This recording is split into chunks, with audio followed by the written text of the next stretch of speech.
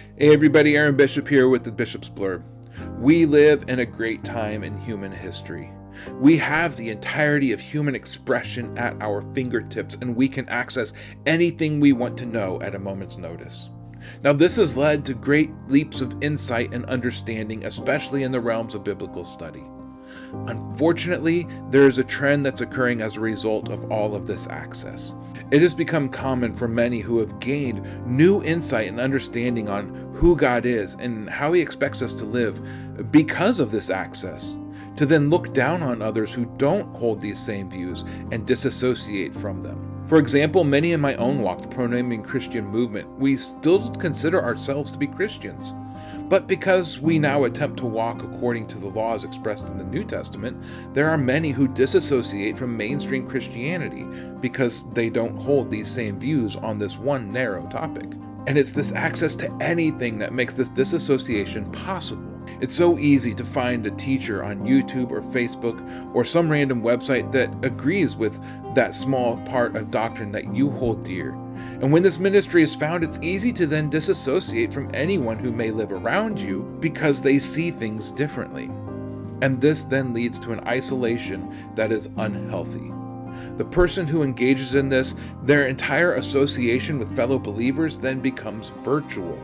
Few faces, potentially not even real names, just other keyboard warriors who feel as isolated from everyone else as they do. Technology has allowed us to feel connected even when we never leave our homes. And this leads to a sort of half-life Christianity in which members of the body of Christ never attach or associate with the body in any meaningful way. Instead, the biblical view of worship is not simply about learning new information or unifying only with those who hold your particular doctrine. Biblical Christianity has always been about community.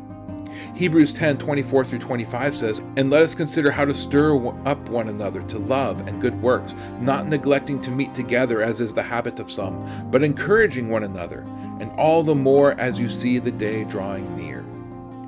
Do not forsake the assembly." Why? Well, here in Hebrews, it's connected to stirring one another up in love and towards good works. In 1 Corinthians, when we encounter this, it's because the spiritual gifts are not for personal use, but are rather for the good of the community. Or other places in the book, it's for correction and instruction. In James, it serves the purpose of supporting the hurt and the struggling. Community serves a multitude of purposes in the body of Messiah, and the most important being the ability to work as a body. An unconnected hand or foot, it's no good to anyone. But how can I do this if they disagree with me on this bit of doctrine that I hold dear? The answer is found in something that Paul told the Corinthians in 1 Corinthians 2, verse 2. "Determined to know nothing but Jesus Christ and Him crucified." With this as your unifying doctrine, then a whole world of fellowship opens up and awaits for those who have found themselves to become isolated.